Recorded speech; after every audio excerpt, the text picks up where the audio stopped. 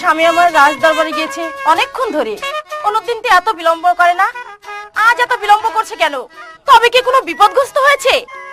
কি করি? আচ্ছা, এই অবসরে আমি আমার লক্ষ্মী মায়ের পুজোটা করে আসি।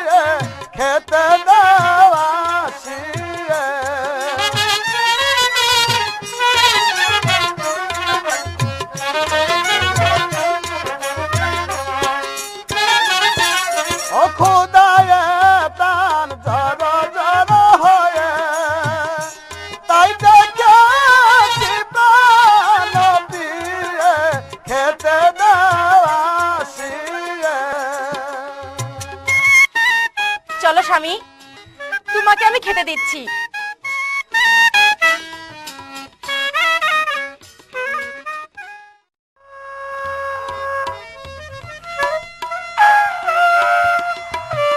ছেলেটি গেল কোথায়? অমল, আমায় ডাকছো মা? এ কি বাবা অমল, আজ তোকে এত বিষণ্ণ দেখাচ্ছি কেন বাবা?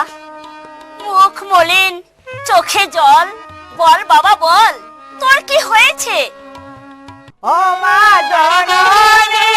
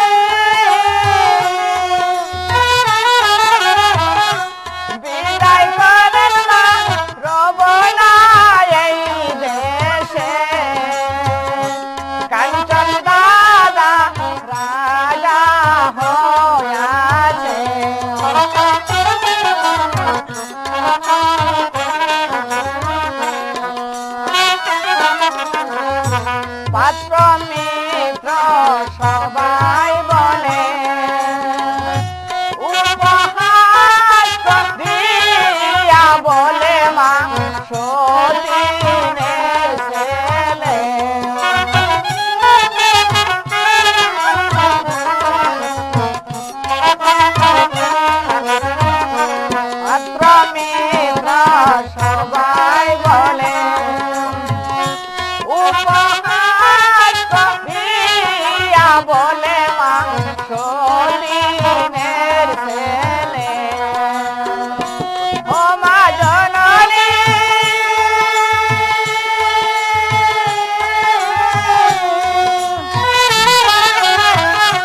বিদায় করে মা রব না এই দেশে কাঞ্চন দাদা রাজা হয়েছে। বাবা অমল, তুই আর কাঁদিস নে বাবা, আমি যে তোর কান্না সইতে পারছি না বাবা। এত অপমান সহে না প্রাণে মা, এত অপমান সহে না প্রাণে মা, সর্বরঙ্গ জলে বিদায় করে মা জননী রব না এই দেশে।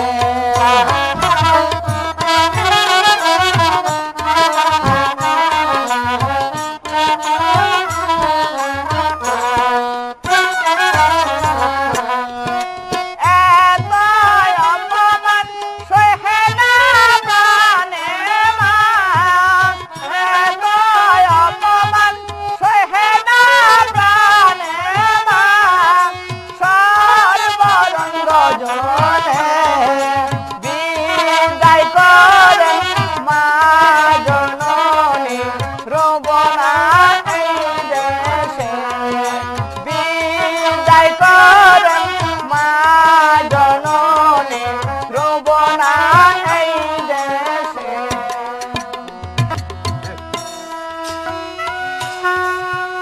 বাবা অমল, আমি অতি সত্বরের একটা ব্যবস্থা করছি বাবা।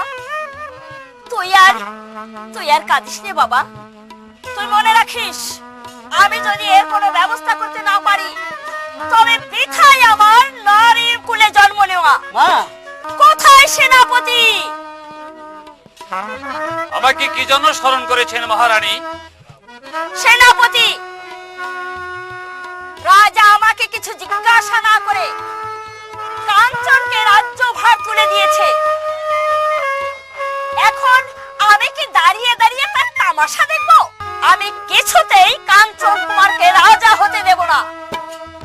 অমল, মা, বাবা অমল, তুমি এখন যাও বাবা। ঠিক আছে মা, আমি যাচ্ছি। কিন্তু কাঞ্চন কুমার যে কিছুতেই রাজা হতে না পারে। ঠিক আছে বাবা, ঠিক আছে, আমি যাই মা। তোর কথা আমার মনে থাকবে। আচ্ছা মা। তুমি যাও বাবা।